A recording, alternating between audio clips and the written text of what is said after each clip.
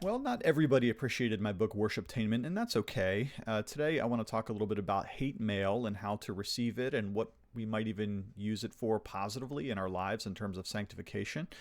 I knew when I wrote Worshiptainment that I was going to be kind of poking a sharp stick in some people's worldview. I was going to challenge some of the notions that people usually don't challenge, especially as it relates to the combination of worship and entertainment practices in modern evangelical churches. And I had to know ahead of time that some people were going to appreciate my critiques and other people were going to push back and other people were really going to largely reject and even become furious by some of the things that I said. And yet, nevertheless, I still went ahead and said those things and even published them in a way that, brings up a little bit of scrutiny for myself. So again, today we're going to talk about hate mail. What do you do when you get hate mail? And I'm going to actually show you some hate mail that I've got. Now, I do get hate mail from time to time. A lot of it's just in the comments of my YouTube videos, and that's fine. That's how YouTube works. People get fired up about this thing or that, and I totally expect that. But some people take the extra step of actually finding a way to get a hold of me by looking up my communication methods or whatever, or emailing the church or whatever they do. And they really want to get back at me. They want to get their pound of flesh back from whatever insult that they perceived that they got from me. And that's okay. And let me share with you a couple of things that I process, the ways that I process hate mail. First, I understand intellectually that there are 8 billion people on this planet and that not all of them agree with me. Okay? Especially when you're trying to share ideology, you're trying to share theology, you're trying to share philosophy.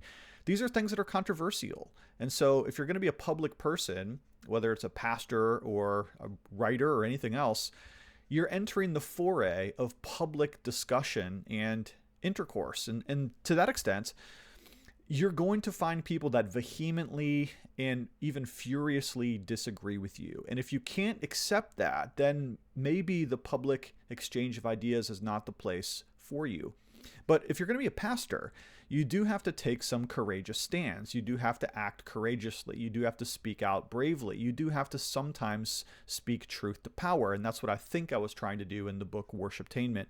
By the way, if you're not aware, Worshiptainment, the Modern Church's Golden Calf, just came out in October, and it's basically a challenge against those churches that integrate large doses of entertainment into their worship, and I am arguing that that can actually be idolatrous and should not be done.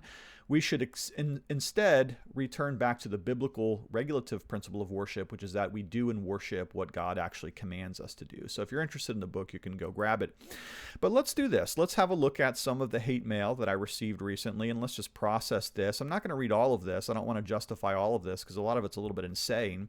But the person took, I don't know, an hour or so to write me a 2-page email starting off, "Your new book on worship is a disgrace. You abdicate against the commandment of the Lord to be a leader and not a follower. You compare the modernity of worship to idolatry. You lie to people by deceiving yourself into thinking that your church is growing, but in fact, the church started dying in 1973. He's referring here to the PCA, and has never returned to any position of prominence or societal influence since then." Interesting. You hate the few churches who've been successful in engagement. I'm going to go ahead and challenge that. I really don't hate anybody, and I wasn't communicating hate, but I was communicating critique. And I have suggested that my book is polemical, and polemics is the idea that you actually disagree with people, even fundamentally, on serious and important things. Polemics is what the Apostle Paul does, for instance, when he critiques some of his opponents, or what Jesus does when he critiques the Pharisees. Polemics is just part of Christianity. We do have to critique other people's positions from time to time, and that, of course, does not mean that you hate them. Now, here's what this person is going to do. Of course, this is hate mail. He's going to swing largely away from my actual arguments and more towards personal insults so as to bring me down. So here's what he says. You're simply jealous because you're stuck in Western PA, the right armpit of America, surrounded by ignorance, racism, and poverty. Get some sun, guy. Maybe you'll meet the sun, S-O-N, for once. Well, I'm sure there's a lot of Steelers fans all over the nation that are going to disagree with that particular sentiment, but there's no real purpose to it other than he's just trying to personally insult me. And so on it goes. Your ignorance about the entertainment industry is astounding. He goes on to complain about my church's sound. Likewise, I guarantee your sanctuary sounds terrible. I've heard the reflections in your room through your dirty, buzzing recordings of sleepy, uninspiring sermons with only the left channel working. Okay, so maybe that's true, maybe it's not. I'm sure some days our recording of our sanctuary services and sermons are better than others. That's just fine, but we're not trying to pretend to be something that we're not. We're just a local Bible-believing Reformed church, and whether you like it or not, our YouTube channel does in fact attract visitors to come, and visitors are coming, so that's totally fine. Your legalism is a black hole for entire generations of creativity in the church. Now, again, I'm not arguing for legalism. What I'm arguing for is a return to biblical principles related to worship. If insisting upon the scriptures is legalism, then I guess you can call me a legalist all day, because I do want to be biblical. I do want to be faithful to the scriptures. And he goes on and he says a lot more things that are insulting, intentionally so. So bravo, way to go. You make the church look ignorant, petty, and spiteful.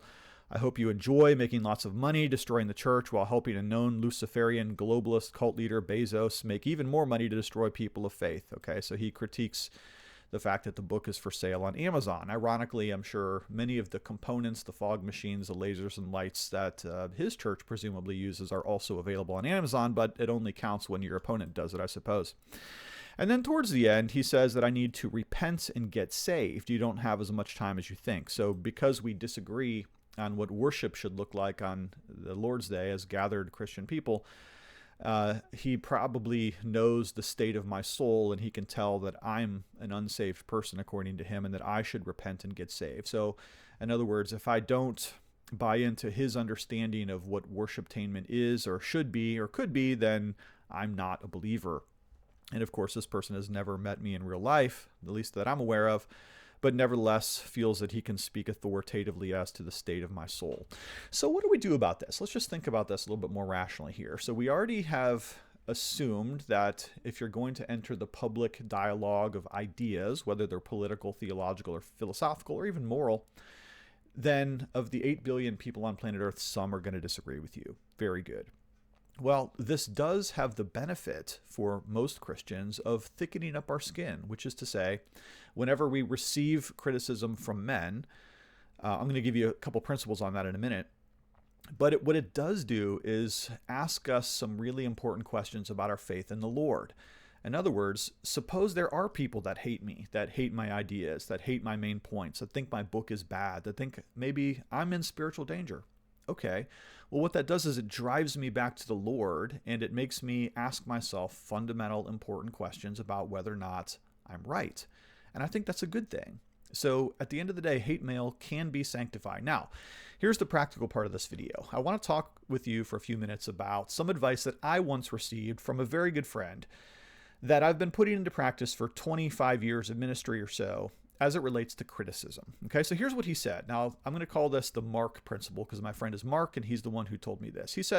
Mark said, whenever you're critiqued, let's say it's harsh, you are supposed to ask yourself 3 questions. And these 3 questions are going to help you work through that critique so as to either embrace it, maybe they're right, or reject it, maybe they're wrong. Okay, so here are the 3 questions. First, does this person know what they're talking about? Okay. Does this person have any experience? Do they have any expertise even? So let's say I'm being critiqued in a sermon of mine. Does the person who's making the critique have any real expertise in sermon giving? Are they a good preacher themselves? If they are, and they have some real knowledge, then I might want to pay attention to what they say, okay? Because presumably their expertise and their experience are going to lend them to see me in a light that perhaps other people can't see me. So maybe I have 100 people that love my sermon, but if there's one person that doesn't, and that person happens to be a really good preacher, then I should lift the importance of their critique in my mind. In other words, I might want to take it a little bit more seriously. Okay, so that's the first one. Now, even still, people that are knowledgeable can be wrong, and they might be wrong for malevolent reasons. And so here's where you ask the second question. Is this person who's offering the critique a benevolent actor? In other words, are they offering this critique because they actually want you to improve? Going back to my example of somebody critiquing a sermon, are they trying to cut me down because they don't like me? Or are they critiquing me because they're trying to build me up as a person? They want me to be better. So maybe they point out the fact that my illustration didn't match the application, didn't match the text, because they want me to be a better preacher. Well, if that's true, then once again, I should lift up their critique in my mind rather than immediately casting it off. Okay. And so, as you probably know, whenever we receive criticism, our natural default mechanism is to instantly go to self-defense, and we double down on our initial position and fortify ourselves against any possibility of critique. That's actually not a good way to do it. That's a bad way to level with critique, and I would summon for you a number of the Proverbs which talk about how a godly man receives rebuke. Okay, so those first two questions: are they knowledgeable? Do they have any real expertise in the subject? And then are they a benevolent actor who cares about me, cares about my improvement, cares about my performance, etc.? If they are in both of those, I should level up my valuation of their critique. If neither one of those are true, then I take it with a grain of salt. But then third, and this is the most important question, are they actually right in their critique? And that's the real bottom line. Because even if they're not an expert, and even if they don't love me, but if they're right in their critique, then it should hold water for me, okay? So going back to this person's hate mail, in which they insult me, and they insult my church, and they insult my intelligence, and they insult the whole of Western Pennsylvania, I'm going to assume that this person does not have any particular expertise in what they're talking about, because nothing that they said in this letter actually referred back to my book. In other words, they didn't really engage with my actual arguments. They didn't give me pushback in a logical or reasonable manner that should cause me to reconsider the arguments that I put forward in that book. They accused me of being a few things, stupid and dumb and all of that, but they didn't really give me any counterbalance to the points that I was making about the regulative principle of worship. And then secondly, I did not discern that there was a real benevolent motive in the writing of this email. I don't suspect that this person loves me or cares about me or wants me to do better. And so on both of those accounts, I can push back and I can say, well, your criticism has been unfairly leveled and therefore it is rejected on my part. But even still, I do think there is some value to hate mail, and it is this. Even when your most despising enemies, they try to disparage your very soul, it does have one particular benefit, which is to drive you to the grace of the Lord your God.